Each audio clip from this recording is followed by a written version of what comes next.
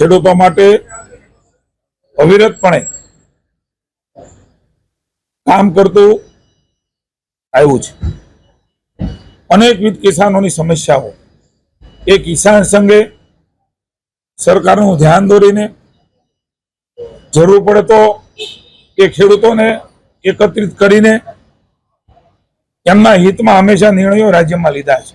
આ ઇતિહાસ છે કે રાજ્યમાં કિસાન સંઘ દ્વારા જે મુદ્દા ઉભા કર્યા છે એ કિસાનોના હિતના નિર્ણયો લાંબા સમય સુધી એમને અનુકૂળ એ પ્રકારના નિર્ણયો કિસાન સંઘે કર્યા છે। કિસાન સંઘના માનનીય પ્રમુખશ્રી, મંત્રીશ્રી અને સમગ્ર એમની ટીમ, ભાઈ અજમલભાઈ, ભાઈ શ્રી આર કે પટેલ ને એમની ટીમ દ્વારા સતત રાજ્ય સરકાર દ્વારા ચર્ચાઓ થતી હોય છે।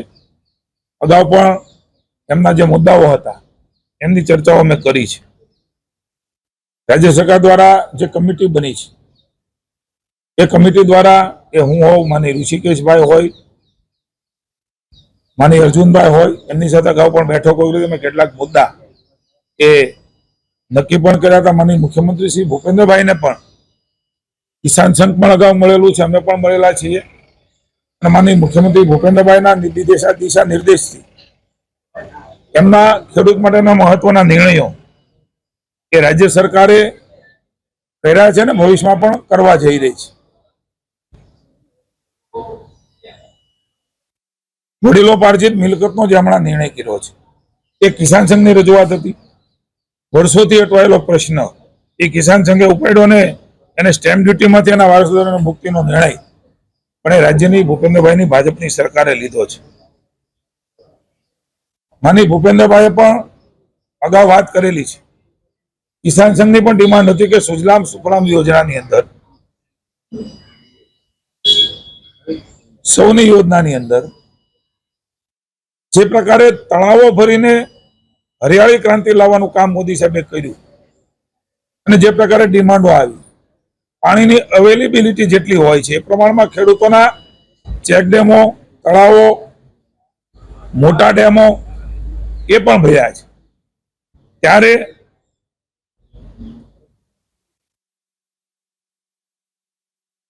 લગભગ 7 કિલોમીટર સુધીનું એ તળાવો, ડેમો ભરાય એમના માટેનો મહત્વનો નિર્ણય માનનીય મુખ્યમંત્રી ભૂપેન્દ્રભાઈએ કે પાણીના તળ ઊંચા આવે, સિંચાઈનું પાણી મળે, પીવાનું પાણી મળે એના માટેનો નિર્ણય એ લીધો છે ને તબક્કાવાર આવનારા સમયમાં મહત્વાકાંક્ષી પ્રોજેક્ટ હું માનું છું કે ખેડૂતોની આખી ખેતરની શિકલ બદલી દે એ પ્રકારનો નિર્ણય ભૂપેન્દ્રભાઈની સરકારે લીધો છે।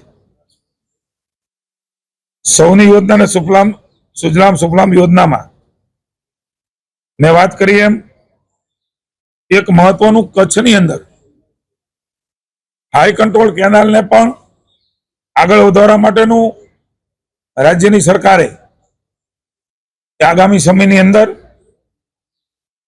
ટેકનિકલ બધી બાબત સર્વે થયા પછી કિસાન સંઘની રજૂઆતના અનુસંધાને એમાં પણ રાજ્યની સરકાર એને પોઝિટિવ રહીને નિર્ણય સાથોસાથ કરવા માટેનું પણ આગામી દિવસોમાં એ સહકાર આપીને નિર્ણય માટેની પ્રક્રિયામાં આગળ વધશે। ફુવારા અને ડ્રીપ પદ્ધતિ જેનાથી ખેડૂતોને પાણીની બચત થાય છે, ઓછા પાણીએ સારું ઉત્પાદન થાય છે, એનો બઢાવો આપવા માટે થઈને પણ એક રજૂઆત હતી। એ રજૂઆત પણ રાજ્યના મુખ્યમંત્રીએ સૈદ્ધાંતિક મંજૂરી પણ આપી છે। એમાં સબસિડી વધારવાની જે વાત હતી એમાં સબસિડી પણ વધારવાનો નિર્ણય એ વિભાગો સાથે ચર્ચા કરીને આગામી સમયમાં એ રાજ્યની સરકાર કરવા જઈ રહી છે।